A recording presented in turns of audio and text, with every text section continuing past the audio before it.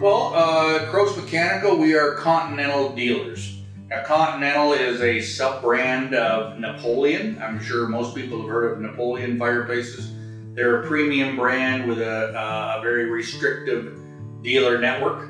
Continental is a little bit more broad and more available to a wider variety of heating contractors. The products are, some models are identical, but less money, which is kind of handy. But the Napoleon has a wider range of products. But we find that, for our customers, the Continental offers several varieties of fireplace, insert, and stoves. What's the difference between those?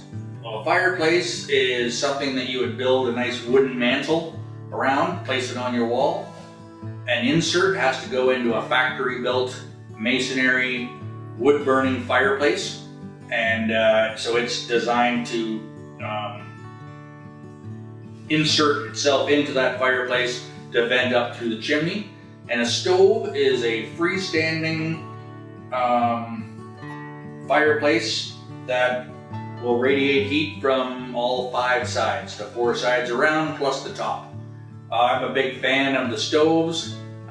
Direct vent means it gets its combustion air and exhaust out through the wall, so it has a wide variety of installation locations, and as I say, in my mind, it throws the best and most efficient amount of heat in the fireplace line. Very good question. So my thought, aside from aesthetics, a lot of the fireplace is a nice feature for a living room. Stove or an insert, with a click of a button or turning on your thermostat, you can have roaring flames. They can have fans in them to help blow the heat around. They can be hooked up to thermostat, and aside from looking nice, they'll keep your room or your area or your cottage nice and warm. And another great pro of a fireplace is a lot of the models will give you heat without hydro. So if you're in a place, say Tobermory or Lion's Head or Ferndale, which is kind of prone to power outages, a fireplace put in the right spot in your house will give you heat during those outages.